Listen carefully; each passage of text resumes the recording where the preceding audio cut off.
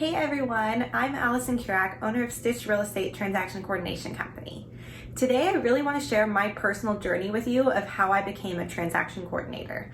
This is a question I get all of the time, like how did you become a TC? How can I become a TC? Do you need real estate experience?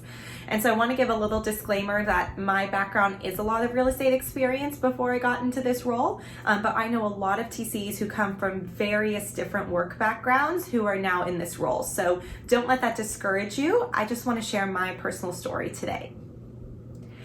Okay, so we have to go back in time to when I first graduated from college from Oklahoma State University. Go Pokes.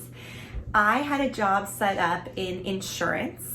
And I lasted, right after I graduated, I don't know, my husband, I argue, he says I lasted 6 weeks. I like to say I lasted 8 weeks. So maybe we'll end up in the middle at 7. So I only did it for 7 weeks. It was just not the right fit for me. During this time, I was encouraged to consider getting my real estate license. It was actually my mother-in-law who's an agent, and she really encouraged me. She thought I'd be good at it, and I met with her brokerage, and I hit it off with them, and I was like, okay, I'm gonna do this. So I went from feeling so defeated about, quitting and feeling like a failure in my first job after college to deciding to, take on this entrepreneurship style role as a real estate agent. I always thought I would end up in sales. My degree was in marketing, so I thought, okay, let's give this a try. So I study for the test and I get my license over the next few months, and then I was a residential agent for about a year. I was really fortunate to close about 10 deals during that first year, which is pretty good for a rookie agent.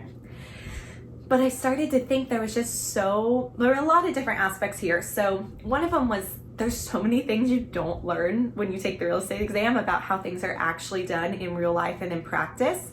And so I felt like I was constantly having to ask questions, like there was so much I didn't know. I just felt underprepared. And then I also was getting praised at the brokerage for having like the best compliance files and being the most organized and all this, which was great and it was a compliment, but I was realizing, that's not what's really like making me more money. And I was noticing some of the really successful agents in the office were really people who thrived in the negotiations and they loved the flexibility. I'll go meet someone at the drop of a hat, the potential to get a deal, to do all this. Whereas I'm so organized and analytical that like the unpredictable schedule and the unpredictable income, and all that kind of stuff, it really stressed me out and gave me anxiety, honestly.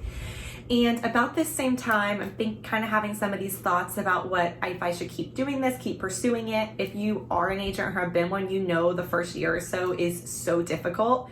And so I listened to this podcast of a successful agent being interviewed, and she said that at first she got a job as an assistant to a real estate agent or team. And I was like, wow, that's a great idea. Maybe that would be a good way for me to learn more about the business, be able to make a steady income, because I was fresh out of college, so I didn't have a huge thing of savings saved up ready to go. I was really like tooth and nail making it work between every deal I could get. So the prospect of steady income and learning was really kind of appealing to me. So I applied to a few assistant jobs, and then I started working as an executive assistant to a high producing agent. And it was a really great opportunity. I learned so much. For example, when I was an agent, I only represented buyers and leases.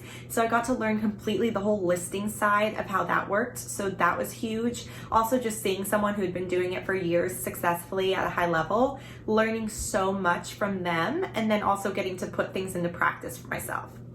So after a little while of doing that, we kind of discussed that my role was, maybe I still ordered office supplies or something. My role was really more like marketing and transactions.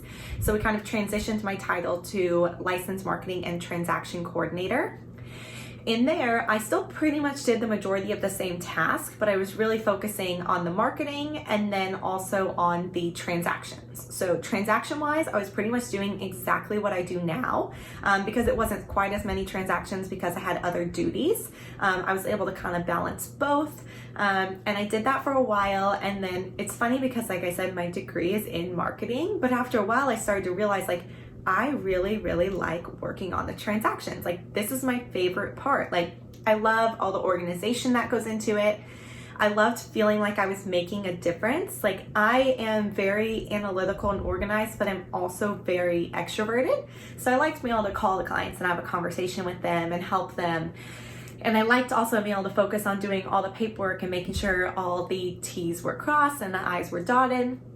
And so as time went on, I just realized more and more I was gravitating, like those were the first tasks I do every day. That was my favorite part of the day. I really loved working on that. And so I kind of started exploring, is there a way to do this full time? So eventually I decided to go on my own full time as a transaction coordinator. So I partnered with a company and I was working as a contractor and doing transactions, and that's what I've been doing for the last few years before I created my own company. And I've learned so much since the day I went off on my own and got me to where I am today.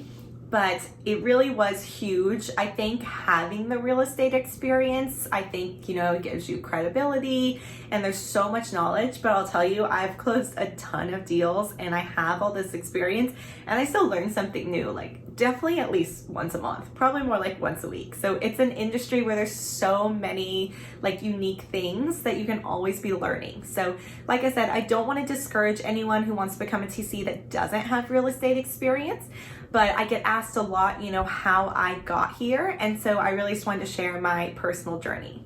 So I absolutely love being a TC. I love helping the agents and the clients. It is a really rewarding and enjoyable career. So I highly recommend it. If you have any questions or you would like to chat one-on-one, feel free to leave a comment below. You can also head to the main page on my channel, head to our website, fill out the contact form. We have some more information there. So I hope you guys enjoyed this. Like I said, I get this question a lot, so I kind of wanted to share my personal journey of how I got to where I am today. So if you enjoyed this or other content, please like this video and subscribe to our channel. We've got some more great stuff coming up for you guys.